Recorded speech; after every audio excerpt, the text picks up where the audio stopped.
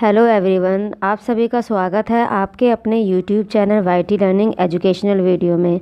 आज हम आपके लिए लेकर आए हैं नया टॉपिक ग्लोब और मानचित्र। आज हम ग्लोब और मानचित्र में देखेंगे कि ग्लोब क्या है, ग्लोब का उपयोग क्या है और मानचित्र क्या है, मानचित्र का उपयोग क्या है, मानचित्र के कितने प्रकार हैं, साथ ही साथ मानचित्र के कितने घटक होते हैं। इन सभी के बारे में हम बारी बारी से जानेंगे और साथ ही साथ अंत में हम महत्वपूर्ण प्रश्नों को भी देखेंगे। इस वीडियो के 2 पार्ट आएंगे। पहले पार्ट में तो हम मानचित्र के बारे में बात करेंगे और दूसरे पार्ट में हम भूगोल के बारे में बात करेंगे। तो प्लीज़ वीडियो को पूरा देखिएगा क्योंकि ये वीडियो बहुत ही इम्पोर्टेंट है आपके एग्ज़ाम के पॉइंट ऑफ व्यू से, साथ ही क्योंकि इस तरह के क्वेश्चंस आपके सभी एग्ज़ाम्स में पूछे जाते हैं, चाहे वो आपका यूपी टेट हो, सी टेट हो या फिर अदर स्टेट का टेट हो या फिर कोई भी एग्ज़ाम हो।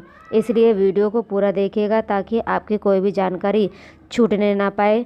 तो चलिए स्टार्ट करते हैं हम आज की वीडियो। सबसे पहले हम बात करेंगे मानचित्र के बारे में।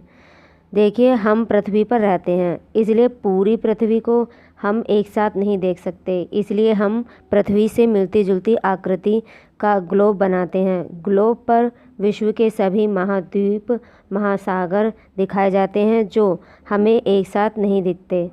इसलिए हम क्या करते हैं, ग्लोब से हम विश्व का मानचित्र तैयार करते हैं जिस पर हम पूरी दुनिया को एक साथ देख सकते हैं। देखिए, ग्लोब से तो हम महाद्वीप, महासागर देख सकते हैं और अगर पूरी दुनिया को देखना हो तो हम मानचित्र से देख सकते हैं। इस बात को याद रखिएगा। अब बात करते हैं हम मानचित्र के उपयोग के बारे में।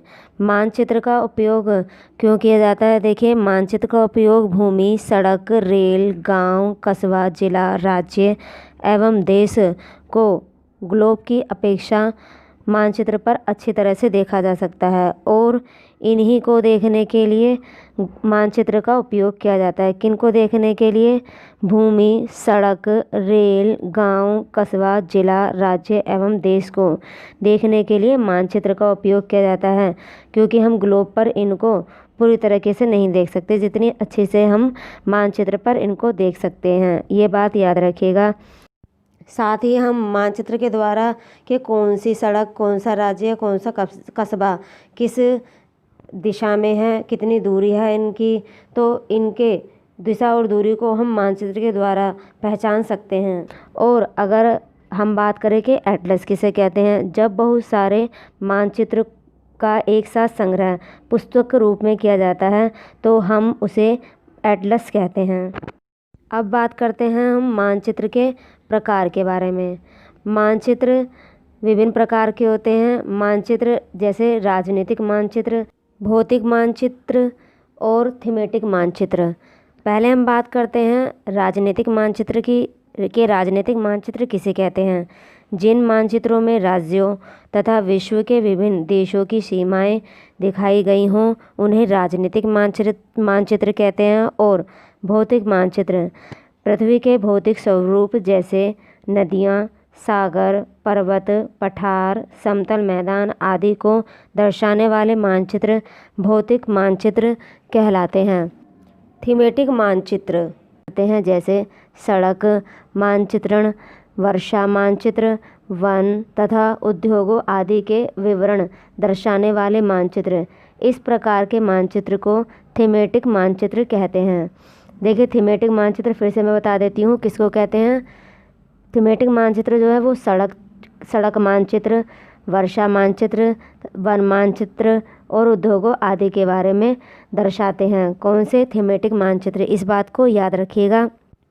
अभी हमने किसके बारे में पढ़ा? मानचित्र क्या है, मानचित्र के उपयोग क्या होते हैं और मानचित्र के प्रकारों के बारे में पढ़ा। आइए अब हम बात करते हैं मानचित्र के घटकों के बारे में कि मानचित्र के कितने घटक हैं। मानचित्र के 3 घटक होते हैं: दिशा, दूरी, प्रतीक। दिशाओं का उपयोग हम किस लिए करते हैं ये जानते हैं। लोग ध्रुव तारे की मदद से दिशाओं को मालूम करते थे पुराने समय में। यह जो ध्रुव तारा है हमेशा आकाश में उत्तरी दिशा में रहता है। इसकी मदद से वे बाकी दिशाएं भी पहचान लेते थे। दक्षिणी गोलार्ध के लोग भी अपने आसमान में चमकते तारों से दिशाओं का अनुमान लगाते थे। आजकल हम क्या करते हैं, दिक्सूचक यंत्र यानी कि कंपास का प्रयोग करते हैं। आज हम कंपास यानी कि दिक्सूचक यंत्र की मदद से ही दिशाओं का पता लगाते हैं। दिक्सूचक यंत्र की जो सुई होती है वह हमेशा उत्तरी और दक्षिणी दिशा की ओर होती है। एक क्वेश्चन भी पूछा जाता है कि जो ध्रुव तारा होता है वो किस दिशा में होता है, तो आप कहेंगे जो ध्रुव तारा होता है वो उत्तरी दिशा में होता है। यह प्रश्न पूछा जाता है। और एक और प्रश्न आता है, जो कंपास यानी कि दिक्सूचक यंत्र होता है जिससे हम दिशाओं का पता लगाते हैं, उसकी सुई किन दिशाओं में होती है, तो आप बताएंगे कि दिक्सूचक यंत्र यानी कि कंपास की सुई जो होती है वो हमेशा उत्तरी और दक्षिणी दिशा में होती है। ये तो जाना हमने दिशा के बारे में कि हम दिशा कैसे जानते हैं, दिशाओं का पता कैसे लगाते हैं। आइए अब जानते हैं हम दूरी के बारे में कि मानचित्र में दूरी क्या होती है। मानचित्र में जिस तरह से दिशाएं तीर के द्वारा दर्शाई जाती हैं उसी प्रकार से पैमाने के द्वारा दूरी दर्शाई जाती है। भूगोल में पैमाने का प्रयोग दूरियां दिखाने के लिए किया जाता है। नक्शा या मानचित्र बनाने में यह अधिक उपयोगी है। कैसे, यदि कहें कि कॉपी पर लखनऊ से इलाहाबाद की दूरी दिखाइए, तो आप कैसे दिखाएंगे? हाँ, लखनऊ से इलाहाबाद की दूरी 200 किलोमीटर है। क्या आप कागज़ पर इतनी लंबी रेखा खींच सकते हैं? इतनी लंबी कॉपी या कागज़ कहाँ से लेके आएंगे?